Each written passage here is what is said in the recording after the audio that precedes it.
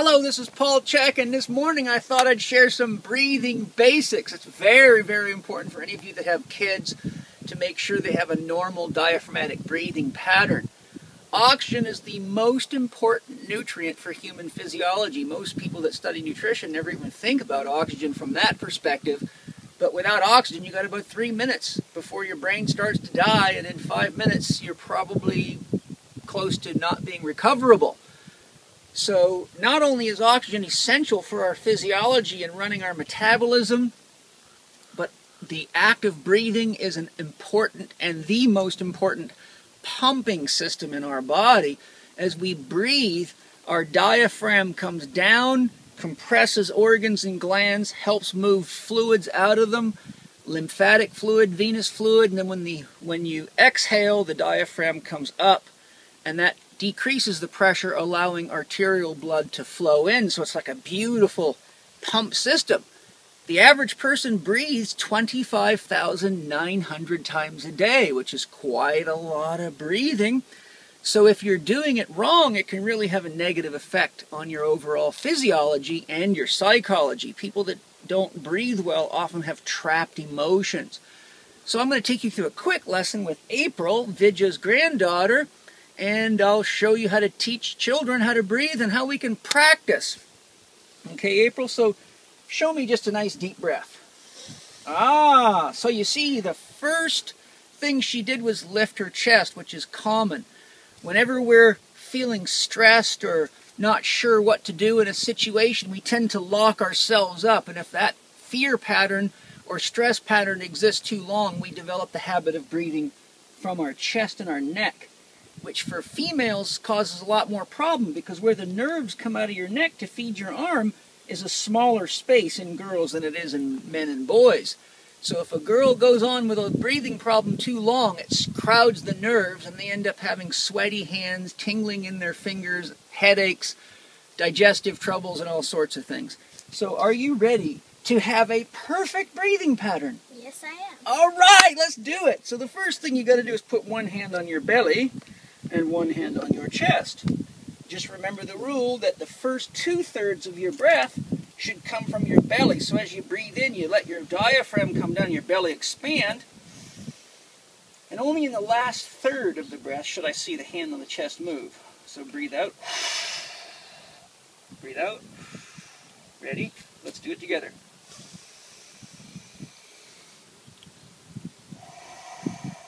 Now on the way out, you can just let it go.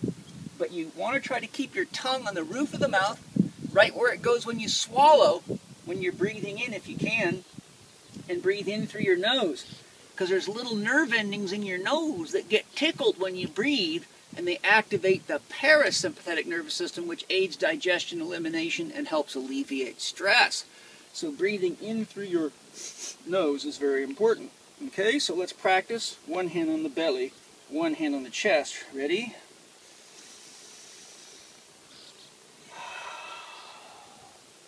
One hand on the belly, one hand on the chest. Very good. You got to let that belly fill up. So that helps give the pressure on the organs and relax. And it creates pressure waves. It helps move food through the system, blood through the system. Everything makes it happy. Okay? So now what we want to do is, when you take a deep breath, as you just found out, you need to expand the belly. So your body should get taller when you breathe in. Here, put your hand on my head. Okay, watch what happens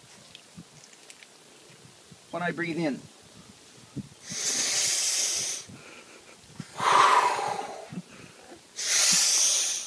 How about you? Oh, it works! If you do that every day, 25,900 times, you might grow into be a great big powerful volleyball player like Natalia Mamadova. Okay? So, now what we're going to do is teach you one other thing. Put your thumbs right here on me. Okay? Now, when I breathe in, one of the areas that if a person's under a lot of stress that'll tighten up is right here in the low back. So we want to practice making sure the rib cage opens up back there. So you stick your thumbs in there and you tell me when you feel it opening up, okay? You can press a little harder. Ready? Yeah, I feel it opening up. All right. Now watch it close. Then it sucks back in. All right. So notice I got to take a pretty deep breath to get that to open. Ready? Feel it swelling? Yeah. The reason that's important is because your kidneys sit right there, and right on top of your kidneys is a little gland. It's like that. So if that was your kidney, and that's the little gland on top called the adrenal gland, which produces stress hormones, growth hormones, female hormones, and all sorts of magic things, and it needs to get a little massage with every breath. So every time here's your two kidneys, make a fist, and here's your ribs right here. So where you just had your thumbs was right there. So when you inhale, the diaphragm's coming down, making the ribs swell. So that puts pressure on the kidneys. And then when you exhale, it comes back to normal. So that causes a pumping of the fluids in there and an energizing. Whenever you breathe oxygen into your body, it creates an electrical charge, makes your aura grow. And as you breathe out, you let energy out of your body into the environment, so your aura shrinks a little bit. So every part of you is breathing, okay? So now why don't you turn toward the camera and stick your back toward the camera, I'm sorry. Put your thumb right there, yeah, and put your other thumb right up there, okay? Feel the end of your ribs right in there? Yeah. Okay, now at this time take a deep belly breath and see if you can make those 2 points come apart. Good, you did it. Okay, now try to do it without hiking up from here. You're using what are called accessory respiratory muscles. These ones shouldn't be breathing in the beginning, only in the very end. So a nice full belly, and then let's make these 2 points move apart. Go ahead. Better, okay. Good. See where my fingers are? Yeah. Try to make those 2 fingers go away from each other with the next breath. Big belly. Good, there they go. Excellent. And let them back. There it is. Good job. One more. Oh yeah, that was a good one. Woo, one more. Excellent. Pretty soon those things are going to open so much I'll be able to put a small truck in there. Okay, so what we're going to do now is practice all that together. Okay? And a simple way to do this is to turn it into a breathing squat. So we'll start here with exhalation. Ready? Down here. And then inhale. Let your arms follow your breath. Belly should be big. Ribs open. Full.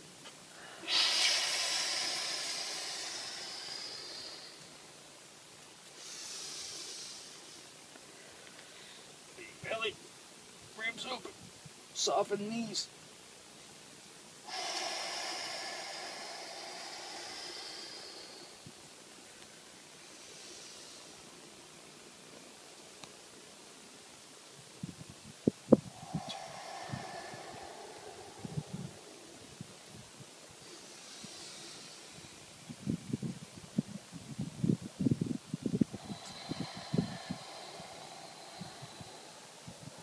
Okay, now you can do that multiple times a day, every hour, on the hour. Breathing big gives you power, so you can be as strong and beautiful as a fresh sunflower. What do you think of that? That's awesome. All right, so all you got to do is that.